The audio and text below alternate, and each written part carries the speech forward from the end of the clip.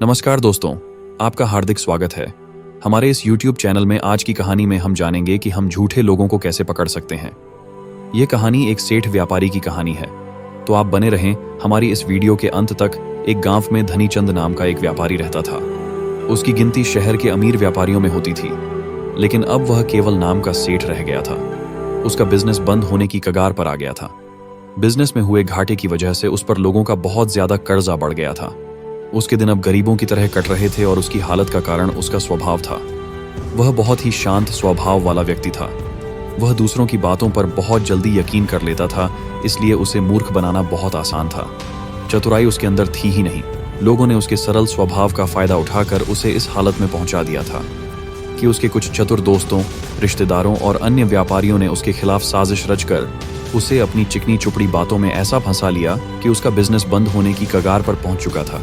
धनीचंद सेठ इन चालाक लोगों की बातों को समझ नहीं पाया था, लेकिन अब वह अंदर से टूट चुका था। अब उसे अपनी गलतियों का एहसास हो रहा था। एक दिन धनीचंद सेठ के सामने उन लोगों की सच्चाई सामने आ जाती है। वह सोचता है कि जिन लोगों को वह अपना समझता था, उन लोगों ने ही उसे धोखा दिया है, जिसके कारण सेठ हमेशा अपनी हालत के बारे में सोचता रहता और खुद को कोसता रहता। अब उसके दिन बहुत ही तनाव वाले और उदासी के साथ बीत रहे थे। उसकी पत्नी अक्सर उससे झगड़ा करती रहती। अन्य बड़े बड़े सेठ अब अपना कर्जा मांगने के लिए हर रोज उसके घर पर आते। एक लंबी सेठों की भीड़ ने उसे बहुत ही ज्यादा गहरे सदमे में डाल दिया था। वह अब उन सेठों से बचने के लिए इधर उधर छिपने लगा। अपनी इस हालत से परेशान होकर उसने आत्महत्या करने का फैसला किया और वह आत्महत्या करने के लिए दूर एक पहाड़ी की ओर चल पड़ा। रास्ते में उसे एक महात्मा की कुटिया दिखाई पड़ा। कुटिया में बहुत शांति और सुकून था। सेठ धनीचंद ने देखा कि उस महात्मा के सामने कुछ लोग बैठे हुए हैं और वे उनसे अपनी समस्याओं का समाधान पूछ रहे हैं। यह देखकर सेठ को बहुत ही ज्यादा जिज्ञासा हुई। कुटिया से बाहर आ रहे एक व्यक्ति को उसने रोका और महात्मा के बारे में वह पूछने लगा। उस व्यक्ति ने सेठ धनीचंद की ओर देखा और कहा कि वह महात्मा आसपास के सभी गांवों, कस्बों और शहरों में बहुत ही ज्यादा प्रसिद्ध है। वह बहुत ही अधिक बुद्धिमान है। वह लोगों की बड़ी बड़ी समस्याओं को चंद मिनटों में सुलझा देते हैं। वह लोगों के मन की बात जानने और उनके झूठ को पकड़ने में माहिर है, क्योंकि उन्होंने मानव स्वभाव के बारे में गहराई से अध्ययन किया है और इसे समझने में उन्होंने महारत हासिल की है। वह किसी को भी अपनी बात पर सहमत करने के लिए चुटकियों में सहमत कर लेते हैं, इसलिए उन्हें चतुर बाबा के नाम से भी जाना जाता है। वह व्यक्ति सेठ धनीचंद की ओर देखकर कहता है, अगर आपको भी कोई समस्या है तो आप उनसे समाधान पूछ सकते हैं। ये कहकर वह व्यक्ति वहां से चला जाता है। इसके बाद वह सेठ चुपचाप लोगों की भीड़ में बैठ गया और अपनी बारी आने का इंतजार करने लगा। भीड़ को खत्म होने में शाम हो गई। अब सेठ की बारी थी। उसने महात्मा को प्रणाम किया और दुखी मन से अपनी सारी घटना के बारे में बता दिया। वह महात्मा सेठ की बातों को बहुत ध्यानपूर्वक सुन रहे थे और फिर शांत स्वर में उत्तर दिया, इंसान को इतना शरीफ नहीं होना चाहिए कि वह हर किसी की बातों पर विश्वास कर ले और जो लोग कहे वही करना शुरू कर दें। हर व्यक्ति के अंदर इतनी समझ और चतुराई का होना बहुत जरूरी है, इसलिए नहीं कि वह दूसरों का फायदा उठा सके या उन्हें बेवकूफ बना सके, ताकि वह खुद को दूसरे चतुर लोगों की चालों से बचा सके, खुद को नुकसान से बचा सके और दूसरे जरूरतमंद लोगों की मदद कर सके। इतनी बातें कहने के बाद महात्मा अब कहते हैं कि अब मैं आपको समझाऊंगा कि आप लोगों से जो चाहते हैं वह कैसे प्राप्त कर सकते हैं। तुम्हें कुछ ऐसे तरीके सिखाऊंगा जिनका उपयोग तुम लोगों और परिस्थितियों को नियंत्रित करने के लिए कर सकते हो। इसके अलावा तुम्हें यह भी पता चल जाएगा कि धोखेबाज लोगों को कैसे पहचाने और उनसे खुद को कैसे बचाएं। एक साधारण व्यक्ति कैसे समझदार व्यक्ति बन सकता है। ध्यान रहे, जो मैं यहाँ तुम्हें सिखाने वाला हूँ उसका इस्तेमाल किसी गलत काम के लिए नहीं करना। अपनी और दूसरों की सुरक्षा के लिए इसका उपयोग करना है। बस मेरी बातों को ध्यान से सुनो। हम जिस दुनिया में रहते हैं वहां आपको कुछ लोग चतुर मिलेंगे जो अपनी आजीविका चलाने के लिए भोले भाले लोगों का इस्तेमाल करते हैं।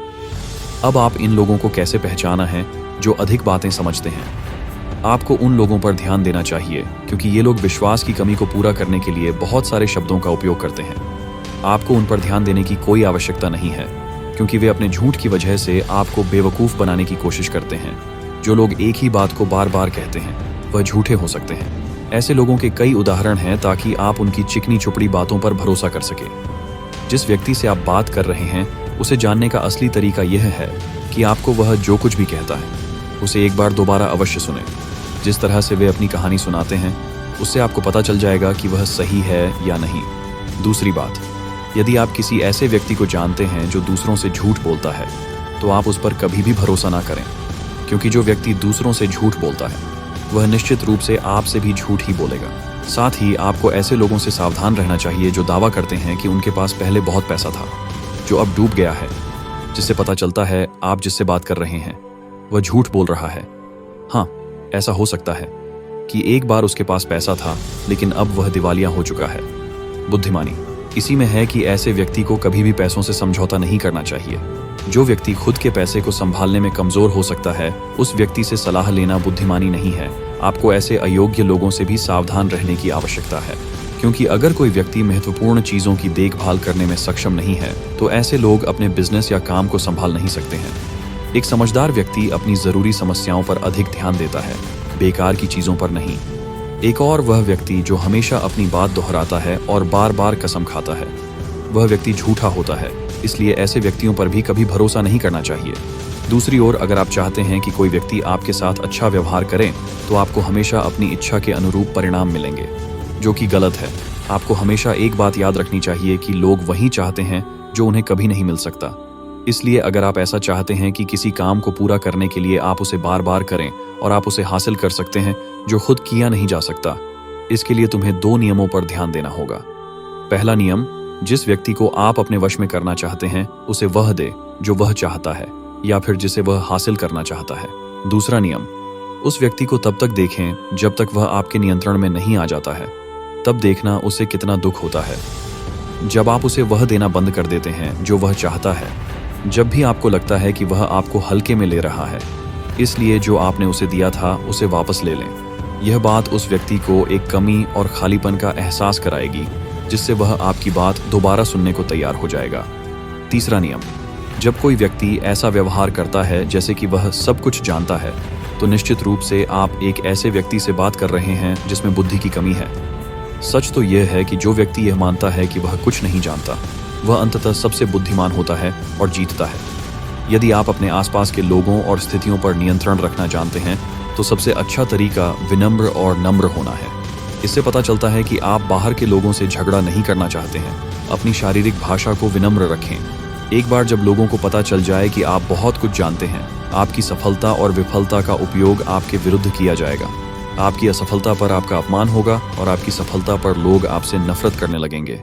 और जब आप लोगों के सामने यह दिखाते हैं कि आप सब कुछ जानते हैं तो लोगों को समझाने की तरकीब अधूरी रह जाती है। लोग आप पर उनका उपयोग करने का आरोप लगा सकते हैं और वे आपको अपनी योजना के साथ आगे बढ़ने का मौका दिए बिना ही मना कर देंगे।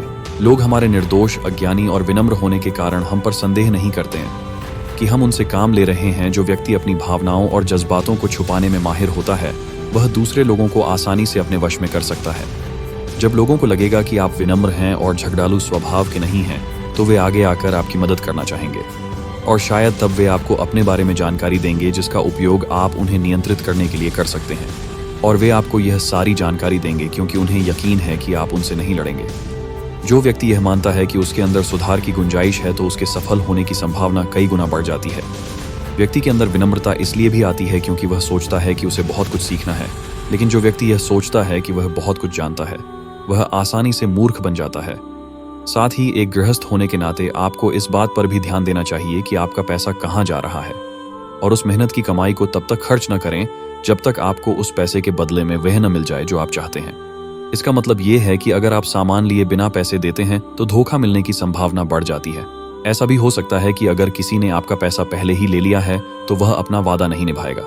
इसलिए सुरक्षित रहने के लिए उस व्यक्ति को पैसे देने से पहले सावधानी बरतें। जो चीज आप उससे पाना चाहते हैं उसे प्राप्त करें। चौथा नियम, लोगों को समझाने का सबसे अच्छा तरीका यह जानना है कि आप किसका मन बदल सकते हैं और किसका नहीं।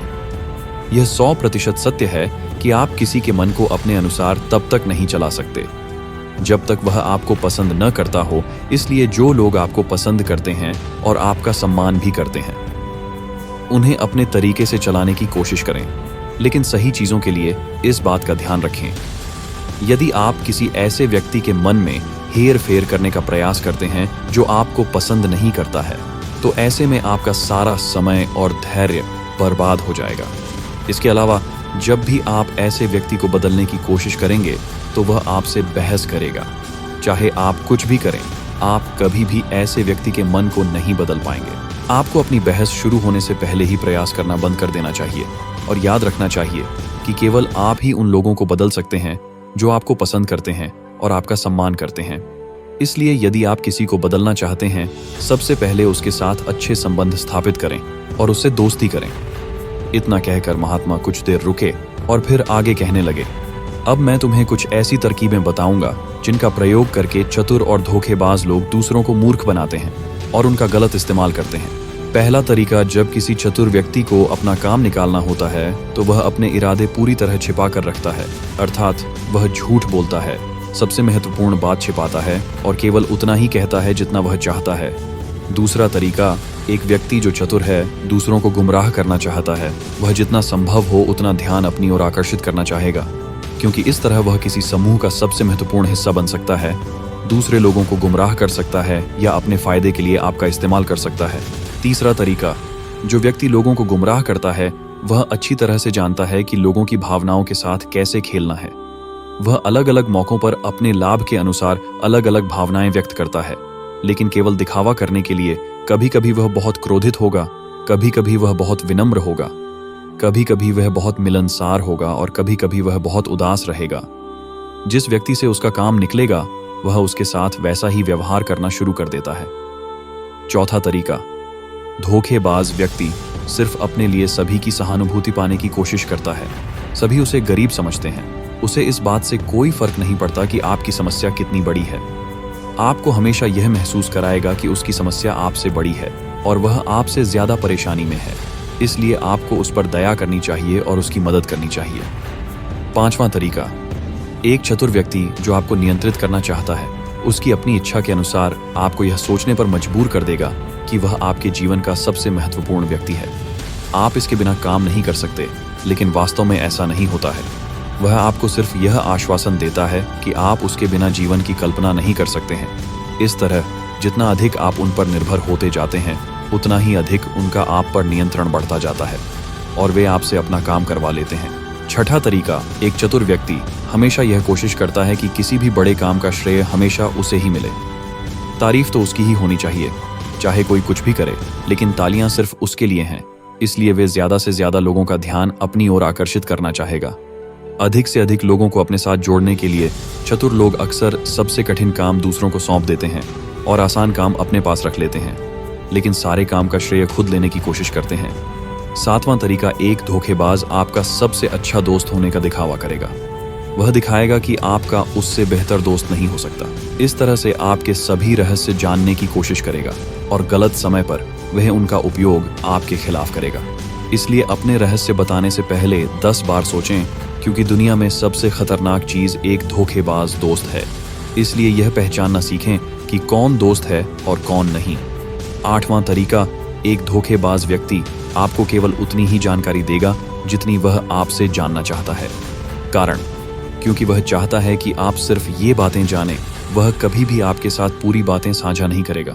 वह सबसे महत्वपूर्ण चीजें छिपाएगा ताकि समय आने पर वह उनका उपयोग कर सके और सारा श्रेय खुद ले सके। नौवां तरीका, एक चतुर व्यक्ति कभी भी अपनी बात पर कायम नहीं रहेगा। समय आने पर वह अपनी बात से मुकर जाएगा। इसका कारण कुछ भी हो सकता है।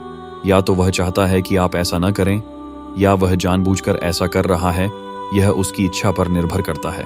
10वां तरीका, वे ऐसा दिखावा करते हैं जैसे उन्हें कुछ भी पता नहीं है। वे सबसे निर्दोष हैं, हालांकि उन्हें उस समय उस घटना के बारे में सब कुछ पता है, लेकिन फिर भी वे आपके मुंह से सब कुछ सुनना चाहेंगे, क्योंकि कल को अगर उनके मुंह से कुछ ऐसी बात निकल गई जो नहीं कहनी चाहिए थी, तो वह आपका नाम ले सकते हैं कि उसने मुझे बताया था, ताकि वे निर्दोष बने रहें, वे अपनी जिम्मेदारियों से बच सकें। जितना उन्हें मिल सकता था उससे अधिक काम के बोझ से दूर रहें। वे जानबूझकर ऐसा करते हैं ताकि कोई उन पर ध्यान न दे और वे महान चीजों से बच सकें। 11वां तरीका, दूसरों पर उंगली उठाना या दोष देना। एक चतुर व्यक्ति हमेशा अपने हाथ खाली रखना चाहेगा, अर्थात उसे कोई कड़ी मेहनत या अधिक जिम्मेदारी नहीं निभानी पड़ेगी। इसलिए वह दूसरों पर उंगली उठाता रहता है कि मुझे यह काम ठीक से नहीं आता। वह इस बात को भली भांति जानते हैं।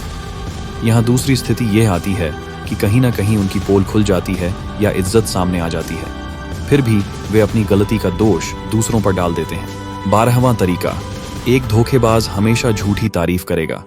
वह केवल वही कहेगा जो दूसरा व्यक्ति उससे सुनना चाहता है, और वह ऐसा तब तक करेगा जब तक उसका काम पूरा ना हो जाए।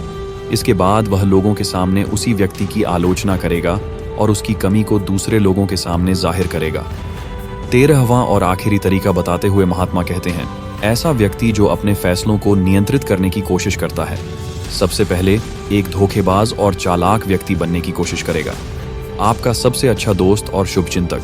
उसके बाद जब उसे विश्वास हो जाएगा कि आपने उस पर आंख मूंदकर भरोसा करना शुरू कर दिया है, तो वह आपके फैसले खुद लेने की कोशिश करेगा। वह आपको यह महसूस कराएगा कि उसने आपके लिए जो फैसले लिए हैं उससे आपको फायदा होगा। तो ये थे वो तरीके जिनसे आप लोगों को अपनी बात मनवाने के लिए इस्तेमाल कर सकते हैं और चतुर और धोखेबाज की पहचान कर सकते हैं। इन तरीकों का पालन करके आप उन सभी लोगों से बच सकते हैं। धनी चंद सेठ को सभी प्रश्नों के उत्तर मिल गए। उन्होंने महात्मा को उनके बहुमूल्य जानकारी देने के लिए धन्यवाद प्रकट किया और अपने घर वापस लौट आए। इसके बाद धनी चंद सेठ ने बहुत मेहनत की और इस कहानी में बताए गए नियमों का पालन किया। इसके बाद वह फिर से एक अच्छा व्यापारी बन गया। दोस्तों, उम्मीद करता हूं इस कहानी से आपको बहुत कुछ सीखने को मिला होगा। नमो बुद्धाय।